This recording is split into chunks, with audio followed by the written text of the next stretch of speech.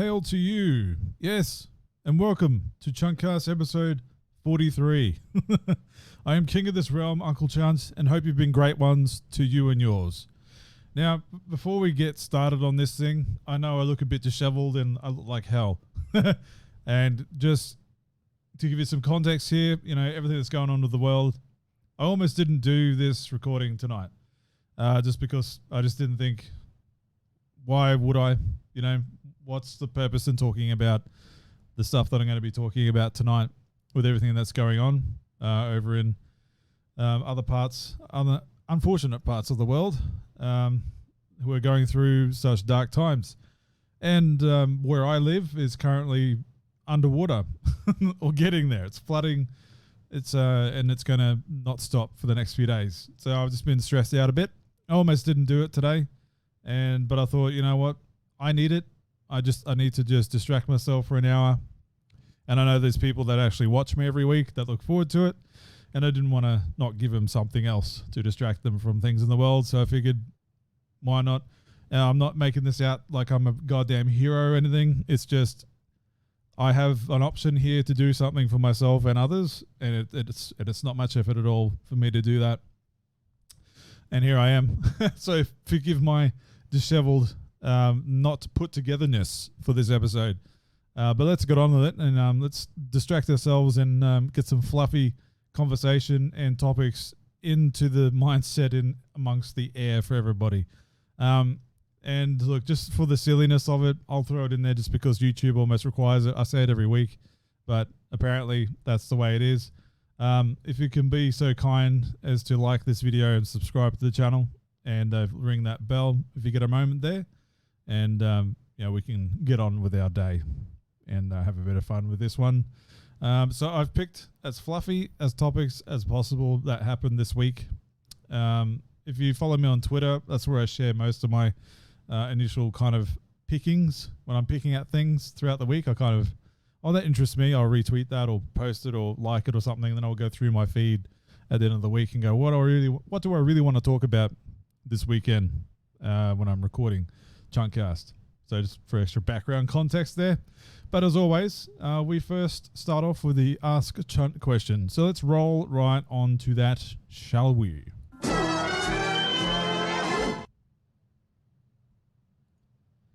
Cool. Here we are. Ask Chunt. And this comes from Brian. It's in Spacies.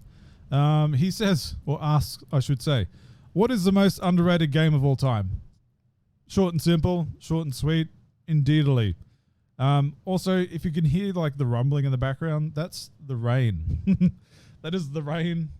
That is the rain on my roof from what's going on outside there with the flood. It's non-stop raining. I'll just move myself into frame a little bit there. See, I can hear it in my headphones. I don't know if you can. Anyway, let's move along. The most underrated game of all time. This was very difficult to pick because I guess it depends on the day. It's like your IQ, you know. It depends on what you're feeling, what your memory's like, what you're attached to that day. You know, what's in your immediate memory banks that you're pulling from. I almost went to Blink's a Time Sweeper because it's always an easy go-to for me, but I thought I'd dig a little deeper. And I was like, I can't figure it out. I couldn't quite put my finger on like the most underrated game of all time. And I asked Sarah, my partner, my fiance, my wife-to-be, oh my God. I asked her, and even she was like, that's a very difficult question. You know, her pick was Jade Empire on the Xbox because she really loved that game and no one really talks about it. And that's a fair call. You know, I don't really see people talking about it either. And it's always on the odd one or two retrospective lists. But it's a very good game. I have it on my Xbox shelf over there. But for this episode, I chose, now depending on what part of the world you are and what you subscribe to, I chose this guy. Ristar, or Rystar, or Dexstar, depending on where you are on the planet. Now, I have this. Yes, I have this copy of the game, Ristar, on Mega Drive. It's complete. That was I can't believe I got that. I was looking for that for years. And I eventually found it online from an Australian trading forum for Sega games. And they were selling it. And I was like, yes, please. Thank you very much. You know, and it's legit. and I'm glad I found that and the Sonic and Knuckles. I got that on Mega Drive, box complete, and the real fragile cardboard box for that. It's in a very good condition, all things considered. But Ristar, I'm going to call him Ristar because this is how I grew up calling him. I'm sure it's Rystar or something, but Ristar, I don't know. Work with me on this one. This was a very late game to release on the Mega Drive, which is probably why no one really talks about it, because everybody had moved on to the next hotness by that point. But for me, this is definitely up there. I love it. The music has stuck with me all these years since, and it's in the vein of the 16-bit Sonic 1, 2, and 3, Knuckles, those games. It's real catchy. I think they pull the best out of the Mega Drive as far as the music goes, and it's very memorable and atmospheric and charming, and there's some cutesy elements in there, and it feels like you're out there. You're out there in the planets with him, and each world has a different theme. I love it. And the art style, the graphics are amazing. I still play this game every now and then, and I'm like, wow, like I can't believe this is running on a Mega Drive. It's just, to me, it really is pulling the best out of that console. I could be wrong. I'm sure there's more games out there that are technical marvels at doing what the Mega Drive shouldn't, but does. But this one to me is like, wow. Even better, like Sonic 3 and Sonic 3 and Knuckles. To me, those were the best looking and best sounding games on that console. But this one is on there as well. It really is. I recommend you go, if possible, play it on original hardware. That's the way I prefer to play it. But if you have emulation, you can go for it. Ristar can be found on a number of Sega collections that have been coming out over the past who knows how many years now. The recent Mega Drive classics released on Xbox One and PS4 and Switch, I'm pretty sure he's on there too. So it's probably your easiest way to go get him, unless you're doing it illegally and sailing the high seas and floating around on ROMs out there and on your retro pies and whatnot. No grudges. I would do that myself if I had one. But I'm one of those, I want to play it on original hardware type of guys. Whether it's through an EverDrive type solution for Mega Drive, and like I own the games anyway, I'll just do that. But yeah, I'm lucky I got the HDMI converters that Hyperkin released for all of my older consoles that required it, like my original Xbox, my Mega Drive. I think that's it. The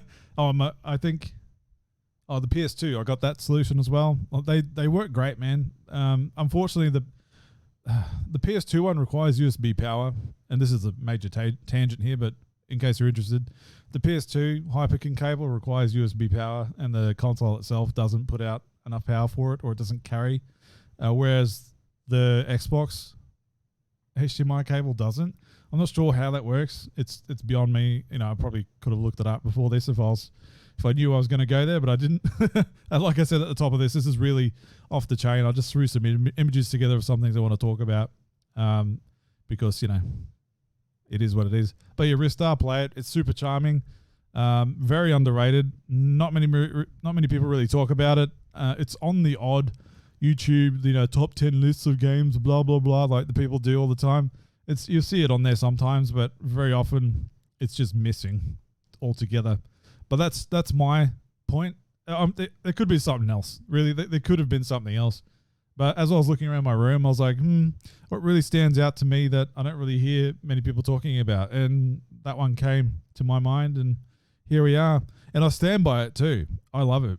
It plays good. It sounds good. It feels good. It's very memorable. I would love to see him come back, whether it's in a 2.5D remake or something. I'd be all over that.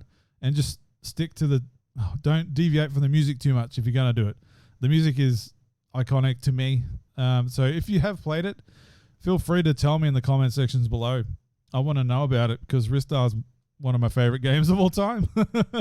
Going to the other end of like underrated to my favorites, he's definitely on there. But yeah, I think that answers that question. Brian, it's in Spacies. Thanks for the question. I'm sure we'll be answering another one from you very soon. But until then, that's the end of the Ask Chunt segment. A shorter one today compared to last week. I made a big production about last one. So yeah, a bit shorter this time, but that's fine. Moving right along, let's hit that transition, shall we?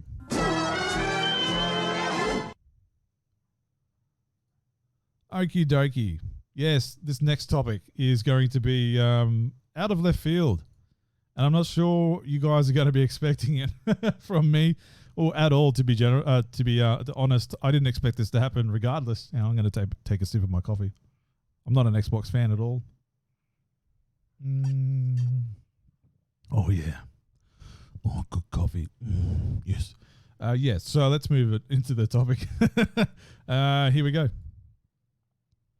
Yes, Jerry Bruckheimer producing movie based on Beyblade toy franchise for Paramount. Paramount? If I can bloody talk. Yeah, I did not see this coming, said Quicksilver before he was shot dead on the shield carrier. Why? I don't see many people talking about Beyblade these days. I think it's maybe 10 years too late, but I mean, Beyblade I've always had a soft spot for. It was never like my all-time favorite go-to cartoon like Dragon Ball or DBZ back in the day. Pokemon was still around. But let's dig into it. For those of you who don't know what Beyblade is, this is the exclusive. Let it rip.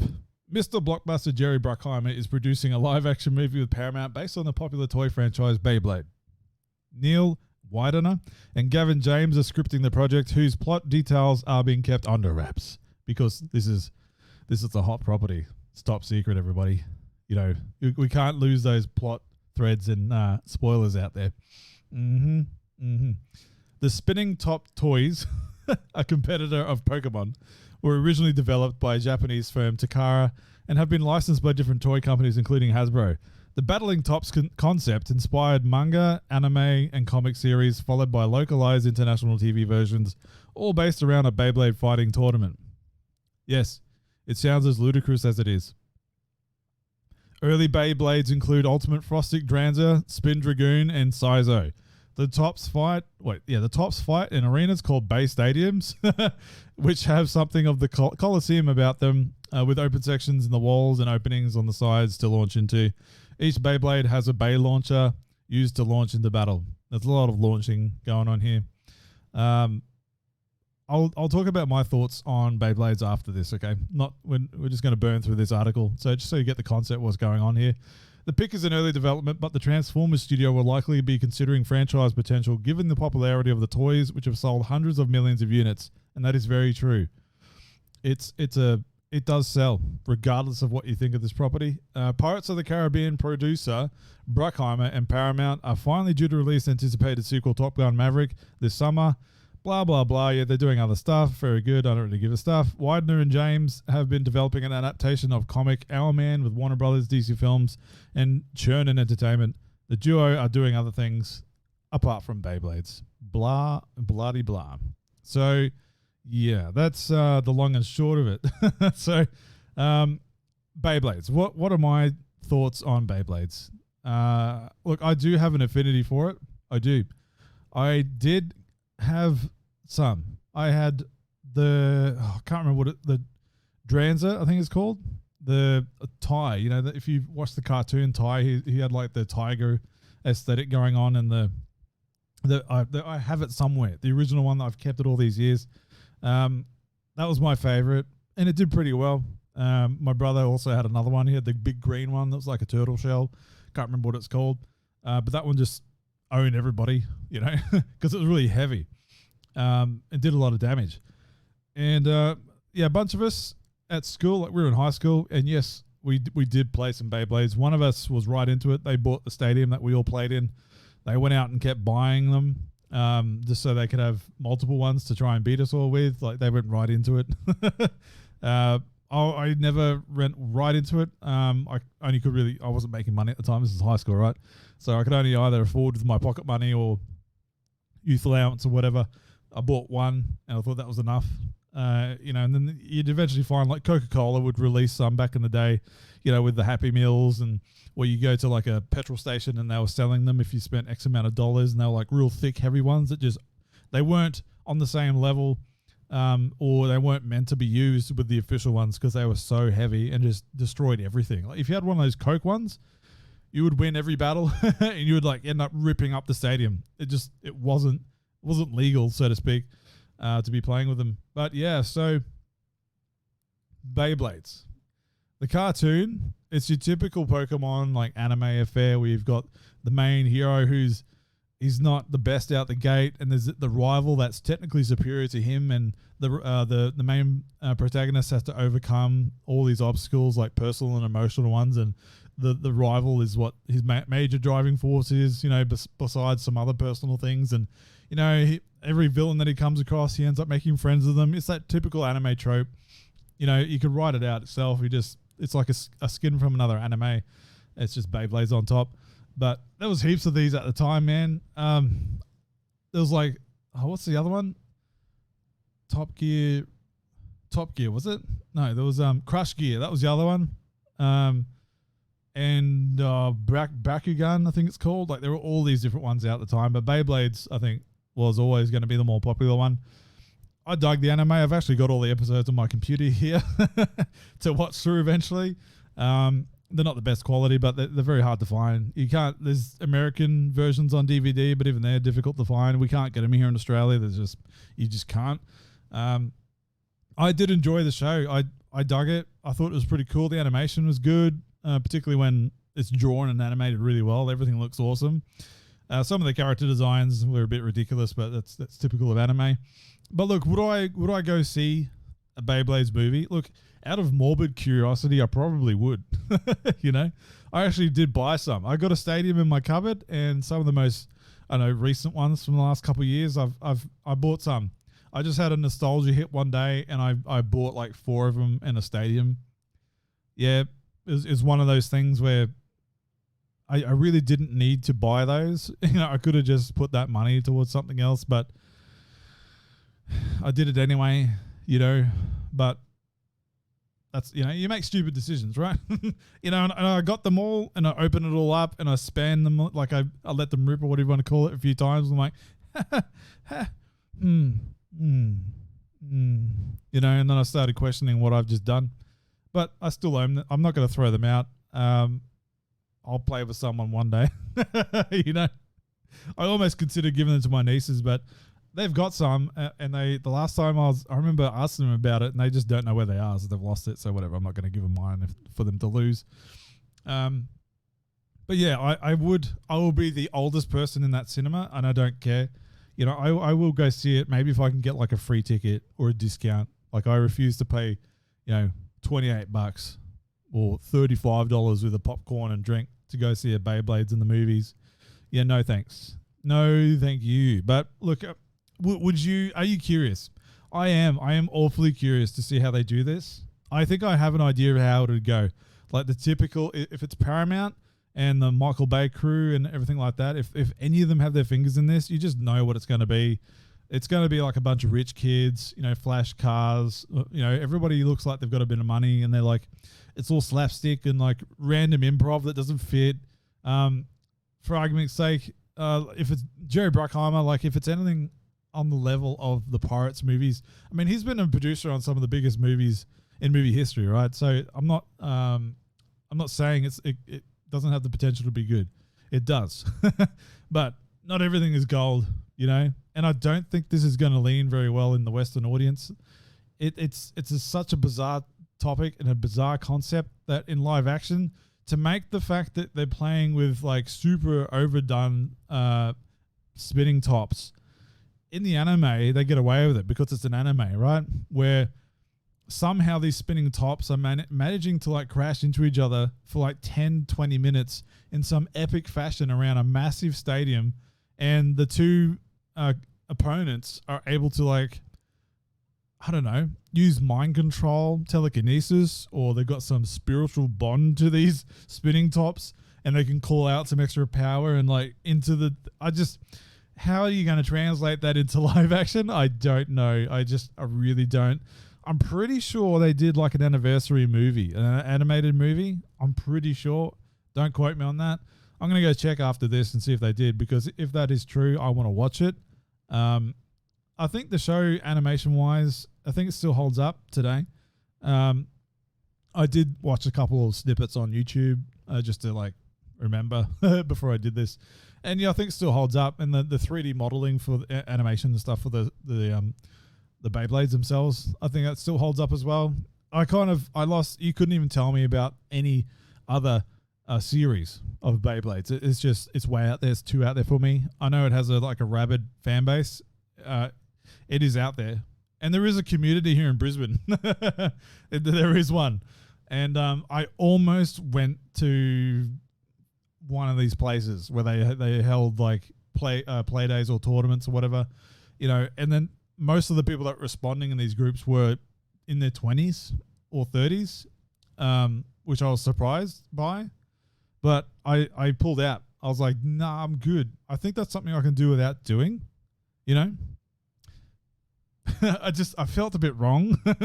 I don't have many regrets about my hobbies, and I'm not embarrassed about anything I'm interested in, but it's like, I think I am with this, I don't think I should be going out of my way to play plastic spinning tops with other men children, and I know that might sound hypocritical of me because some of the other interests I have, but I don't care.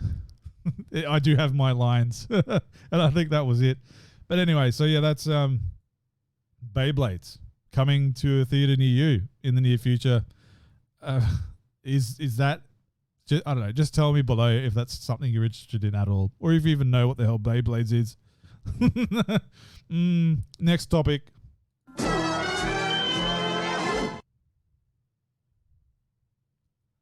Okay, so we've had a big game come out, or actually a few this week, but I'm only going to talk about one. The other one, if you're curious, was Horizon. That's in the last week or so. And apparently that was doing very well for itself, no matter how buggy that released.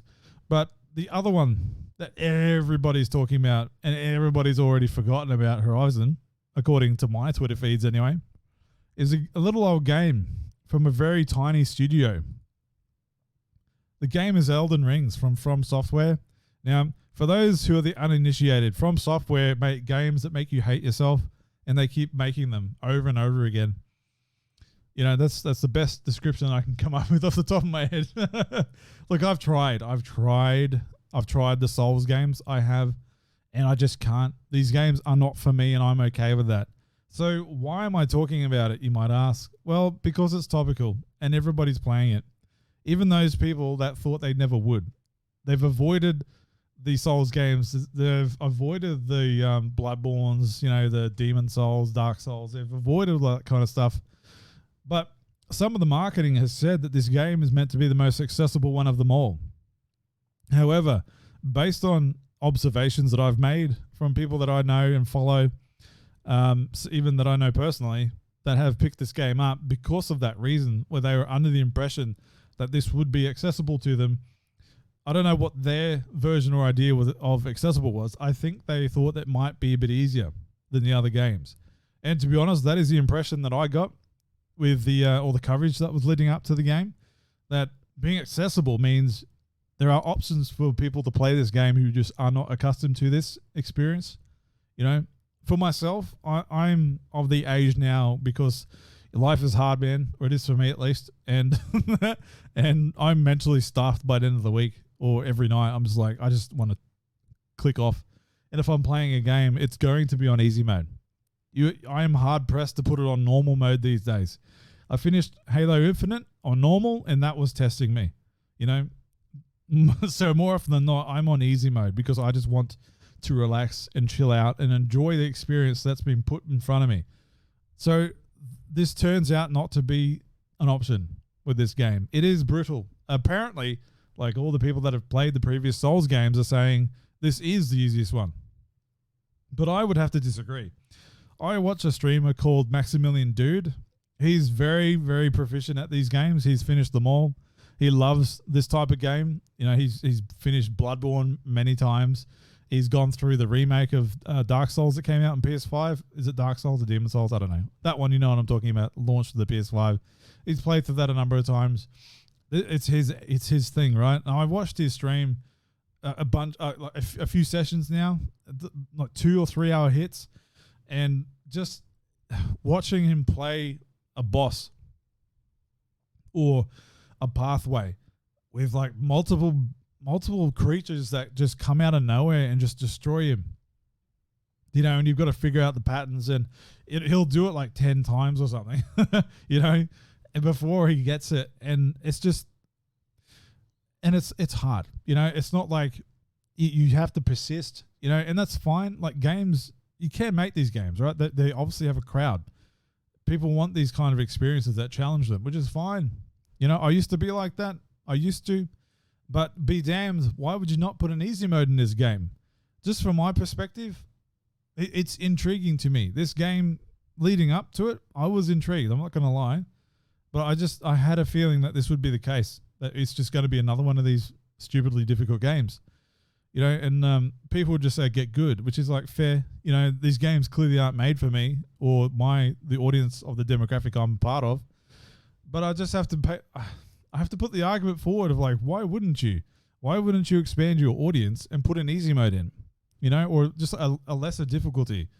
You know, maybe, I don't know how they'd work it out for balancing, but I don't know, a damage slider might be enough, you know, just take the slider of damage down across the board, you know, or maybe like even it out with like the boss HP and damage, and like you go up some, I don't know, and you meet in the middle somehow. I would be intrigued by that. That would probably get me to play, right? It's just, I don't like getting absolutely destroyed and schooled when I'm trying to relax, you know. I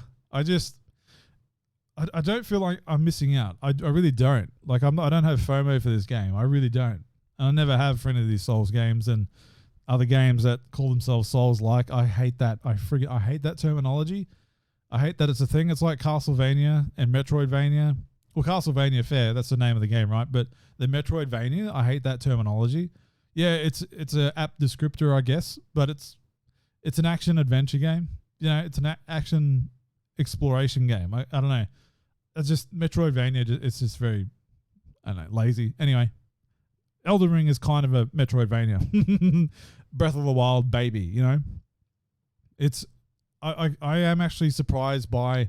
I've watched about 6 hours of gameplay of this game from Maximilian Dude, you know, and the exploration aspect of this game, it's impressed me. It really did. You know, and I'm trying to speak to this game as someone who hasn't played it and has no inkling to, but I want to give commentary on it because I'm fascinated by it, because it's just taken everything by storm. You know, it's probably going to be the best From Software game, or the best selling one anyway. And I say that because if you look at the sales for it, if I can flick over to the actual article, or the Metacritic, I should say, perspective for it, it's at a 97 on Metacritic. You know, 49 critic reviews are in. None of them are negative. Like you can see this chart up here. All of them are positive. None mixed, none negative. I find that very difficult to believe. I mean, this is PS5, but it's also on the rest of it. I clicked on just Elden Ring in general on Metacritic. I didn't click on a particular console. So if I'm on the wrong page, someone tell me. If I just go back to Elden Ring and see if it takes us elsewhere, it just defaults to PlayStation 5, right? So sue me. User score 7.9. I mean, that I find that to be a bit more believable. If I can get rid of this stupid ad. User reviews. This is what I believe. Okay. The positive 301 to 100 negative, 38 mixed. I think that's a bit more reliable than everything being positive. I cannot believe we could possibly live in a world where this game, all the critics, or at least the ones that have been approved and submitted, are saying there is absolutely nothing wrong with this game and the challenge. You know, I can't believe it. I really, really can't. A 97 opposed to a 7.9 for users, right? Obviously, some of these might be just from people that are just wanting to neg on the game without constructive criticism at all. Or what? I don't know. Just begrudgingly submitting just for the case of it, or they've been burnt by the game too much and they just want to leave a nasty review. I don't know how they're approved on here, but I'm just saying that this seems a bit more believable with the user reviews. The game has had network-related issues at launch. It's disconnected players from the online mode. The PC port has had shocking frame rate issues. The getting a phone call. I'm just going to decline that. I'm busy. The where was I? The Xbox version has had problems, and even though I've seen reports on the PlayStation 5 version having issues as well. But look, it is what it is. This is just part of me thinks maybe that the reviews just don't want to damage the name, or they don't want to get the ire of the Souls fans, crapping on their darling game. Like we do live in that kind of world now where critics are like wanting that clout, and they don't want to be the one that gives a negative review. It's probably a bit pessimistic of me, but I do believe that could be a case. I really do. Where we look at some of the negative reviews here for Elden Ring. All right, I haven't read any of these beforehand, so let's get into it. Performance on this game is horrible. Drops in frame rates, stuttering, bad graphics, no support for large screens. Wasn't this supposed to be a whole new franchise? Just glorified Dark Souls 4, same animations, etc., etc. Even the name of George R.R. Martin all over the marketing is writing the story. I didn't really see too much of that in the gameplay that I watched. I just don't get it. Awfully optimized, exaggerated game after playing Demon's Souls remake like it's a PS3 game. Where's the damn DualSense features on PS5? Did you really think users will love it? Etc. etc. 60 FPS with drops on 5600X and a 6700 XT. No VSync in setting. This is obviously a PC lord or PC elitist. Poor optimization. Yeah, it's ugly graphics. It's the same kind of response here. I'm sorry, but a game releasing in 2022 with PS3 level graphics that constantly fluctuates between 30 and 60 FPS, even when in performance mode, is unacceptable.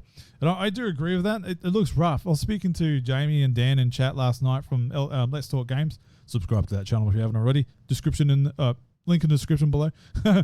And I just said, look, everything to do with From Software games, they always seem to be a bit off. There's something that doesn't look good. Like, they always look rough. There's just something about them, and like Dan kind of agreed. He's like, I know what you're talking about. It's hard to put your finger on, right? They just don't look polished. That kind of. I'm not the only one here, clearly. Let's scroll down, see if there's another one. 97 Metacritic. That's in German. Don't know what that is. Sorry, mate. Same as all previous Souls games, there has been next to zero improvements in graphics from Dark Souls 3, and the open world map is massive for no reason. I kind of disagree with that. The gameplay I saw, the amount of exploration and just twists and turns and paths you can take, I was quite surprised by. Just, you could be going along the way and you find a tunnel that just takes you all the way down somewhere, and there's a boss down there. You would never have found it if you didn't find this little light that made a ghost appear and led you to a path, and you just naturally progressed to this location, and then you are pulled, personally, not by anything, you're just by pure intrigue, you're pulled down this path, down this tunnel underground. I really enjoyed it. I wasn't even playing in that, and I saw that experience for myself. I felt it, right? Outdated graphics, it just keeps going about graphics and optimization. Game has been in development for years, and when it finally comes out, it leaves a considerably large amount of ultra-wide users out. Okay, this is another PC stuff. But it's not the only thing I've heard about it. Like, people are like, this game's been in development for how many years now? It looks like it has. Yeah, look, I could go on and on. Clearly, there's some objective criticism here. I can't read all of it because we'll be here all day. But it just goes to say that I don't think this score I kind of believe in. Just what I watched, that seems about right. 7.8. I would agree with that. Not 100, not 10 out of 10s. Like, you see that splash image that's going around the internet of all these critics, giving their 10 out of 10s, 5 out of 5s, all that kind of stuff. I really do think there's a bit of damage control going from some of the outlets, that they don't want to be the only one to be the negative reviewer for this game and get the ire of the fans. That's just my point on it, my angle on it. I could be totally wrong and pessimistic about it, but it's just how it is. Let me know what you guys think. Have you played this? Do you have any inkling for it? Are you like me, where you do have the interest, but you just don't want to get destroyed while you're trying to chill out? Yeah, I don't know. Anyway, next topic.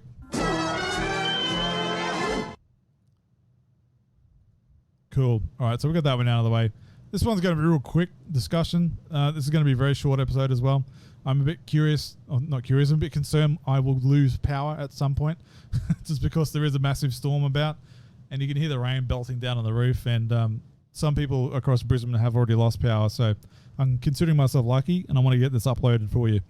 So let's talk about Street Fighter 6. Street Fighter 6, the trailer released, okay? If you didn't see it, it looks visually stunning. And to me, my take on this trailer is that this is Capcom taking Street Fighter where it's never been before. It's going to be a high fidelity experience, a cinematic, realistic looking game. Even by looking at that grimacing, bearded Alpha Chad Ryu, you can still feel that it is Capcom and it is Street Fighter, and it's not 100% photorealistic, even though the textures and the hair and everything look amazing and the lighting and stuff. If you haven't seen the trailer, I recommend checking it out. It's like 20 seconds or something. I haven't put it on here because the last time I played something, I got dinged on YouTube. It's so ridiculous. You know, I barely played any footage on the last video. It was just commentary. You know, it was a transformative content. I got dinged for it anyway. So I'm not going to do that in future.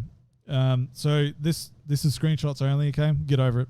So it looks amazing. You can see from the previous Street Fighter games, it looks very comical, very anime, very manga inspired, like proportions are all out of whack, comically even. And it's a bit over the top. You know, Street Fighter 4 came out and set that standard, and it was meant to like go back to the roots of Street Fighter where things kind of look like that, but the graphics now are better.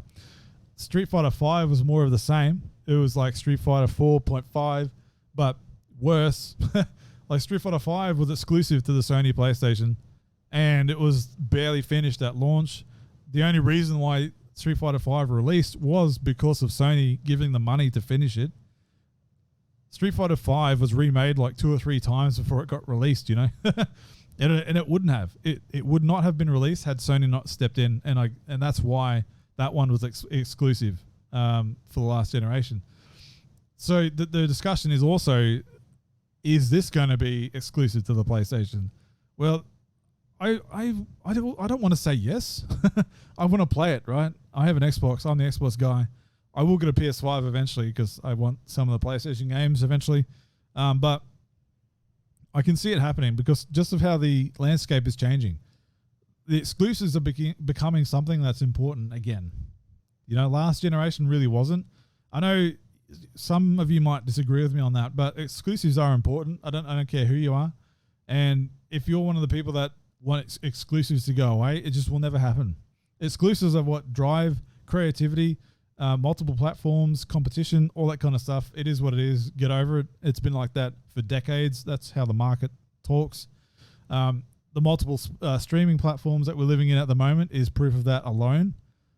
So deal with it. Multiple consoles will always be a thing. Xbox, PlayStation, Nintendo will probably be here forever. Even if the consoles go away and we live in a cloud future, you're going to be on one of their services. You know, Xbox is streaming, PlayStation streaming, or Nintendo Online. It is what it is, and the exclusives are going to take you to those services. Right, with that out of the way, I can see Street Fighter 6 being exclusive. Now, some people have data mined Street Fighter 6. Something came out at some point, and they data mined the information for Street Fighter 6, and they found Xbox included in the release notes, which that brings a smile to me. However, if that is just placeholder stuff, if it gets reneged and Street Fighter becomes a PlayStation game only, I can see that happening, and I would be okay with it. You know, it is what it is. Xbox, they've got Killer Instinct. You know, if they really wanted to have their flagship fighting game, like Capcom has Street Fighter, PlayStation, if that's going to be a Street Fighter thing, if Street Fighter is going to be a PlayStation thing, fine. Xbox, you can just, which they are, they're actively in development for a new Killer Instinct game. So that's interesting. So I can see that happening. You know, you got an Xbox for Killer Instinct, you got a PlayStation for Street Fighter. That'll be disappointing because Street Fighter's been on everything for the longest time. You know, it has. You've been able to access it in multiple ways, multiple consoles, even mobile phones. You know, it's been out on everything for as long as time has been. You know, all the way back from, you know, the Super Nintendo, and Mega Drive. Like it's been like that forever, right? it is what it is. It's just a changing landscape. But if that makes it a better game, like if Sony's able to give Capcom the extra money to give it the boost and make it a great experience, better than 4 and 5. 5 is a joke. So I do want this to succeed. I really do. I think Street Fighter, it's been lost. It's been lost in the weeds. It's been lost amongst changing heads over at Capcom. It's Capcom Fighting Division is now run by someone who actually cares, which is good. That's why you saw that collection announcement as well, with some very rare games that you would never expect to see. And I know a lot of fighting game fans were elated to see those included on the next Capcom collection. And if you want remakes or new games of those titles, you have to buy these collections. You really do. If you don't buy them, it's just going to signal Capcom that no one's interested. So if you want more Darkstalkers, those are the games. If you want another Darkstalkers game or a remake, buy that collection. It's imperative. It really is. And there's other SNK collections out there. If you want another Fatal Fury game, like SNK 15 or King of Fighters, I should say 15 just came out. If you want more of that, buy it. I love fighting games. I'm not great at all of them, and I don't play all of them, but I do enjoy them. Killer Instinct, Mortal Kombat, and Street Fighter are my top 3, fighting game franchises that I follow. Dragon Ball FighterZ was amazing. I played the hell out of that, but you get my drift, right? So we've got all that out of the way, talking about Street Fighter. This is just like a 10 or 20 second trailer. No gameplay. I'm just pulling this all from the visual aspect on what to expect from the next game, right? The logo is another beast altogether, and I'm really not going to go into it for too much. I mean, I get the ire that has pulled online. From the examples that you can pull from the Adobe stock logos that you can find, and how close and similar it is with just a 6 slapped on the top of it. I get it. But if you really want to get into the minutiae of it, I mean, the hexagon logo, around it, it's representation of like 6 sides. It's Street Fighter 6. There's only so many ways you can fit 2 letters within that kind of a shape. So that's why the S and F look like that. It is what it is. And just to slap the 6 over the top, I think that could have been put somewhere else, like maybe at the bottom, make it a bit more neat rather than just, or I don't know, at the top right. So it looks like, SF cubed, but it's a 6, the mathematical cube with a 3 on top, but 6 instead. The Street Fighter beneath it's a bit uninspired. Like when you go back and look at the previous Street Fighter logos, it doesn't fit. It's not a natural evolution, but I think that's exactly what they're going for. If you look at the trailer, yes, it's graphically impressive. I'm pretty sure this is in-game engine. The RE engine that Capcom has is a graphical showcase. I don't care what anyone says. You go look at any game made in that engine in the last 5 years, it's spectacular. And if it's a fighting game, there's less to render on the screen at once. So the character models are going to look incredible. You're going to be pulling the most out of that PS5 just to render these 2 characters and all the chaos on the screen that happens at the time. The backgrounds are the backgrounds. You're not going to need much power for that. But if they can squeeze out the power for the 2 fighters, like the muscle flexing in the trailer, the sweat beads on it, the hair physics, all the crazy power effects, like it could look absolutely incredible. I can't wait to see more from it. And just the music in that trailer, I think, is indicative of where they're taking this franchise to. If you look at Street Fighter Third Strike, that was so different to every other Street Fighter that came out before and since. It still is. Aesthetically, it looks more urban and street looking, which this does. This looks more urban and street looking. The logo has that feel for it. When you look at Luke and Ryu when they're about to fight and all the graphics start going off, Luke is all like fluoro kind of colors and like R&B inspired kind of dress clothing, and Ryu's like the old guard, how he's all like Japanese traditional, ink painting graphic effects coming off. It's like the old versus the new. I think this is completely intentional, and the music is all R&B and stuff as well. I just think this is them putting a stamp on it, going, this is the direction we're taking this game. Deal with it. The rest you don't want more of the same. We've taken the feedback. We're going to do something new. I think that's exactly what is happening here. And I hope that is the case. I mean, look at this. Ryu looks like an absolute beast.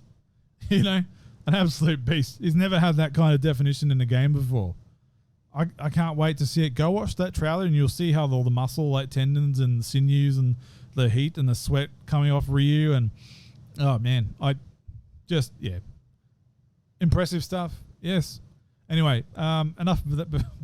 Enough of that before I get too flustered because of Ryu. Oh my god. So that's it. That is the end. I didn't play the transition thing. I'm just gonna do it. Yeah, so that's the end of this one. I did tell you at the top this is going to be a real slapdash one because of everything happening. So I hope you had some enjoyment and I've been able to distract you at least some point in some way from the chaos and drama that's happening on in the world. And I hope you might have picked up a few things you didn't know about, or maybe helped you see them differently. You know, a different perspective on things. You know, I try not to keep oh my god, I'm going to answer that phone very shortly. Oh my god, everybody wants me. Oh my god, I'm just going to wrap this up. Enjoy your evening. I hope you got something out of this. As always, what do I say when I finish? I'm totally lost my track because of that goddamn phone call. I don't even know who's trying to ring me. I didn't look. In the meantime, till all are one, may the power protect you and Skull. Yes. Good night.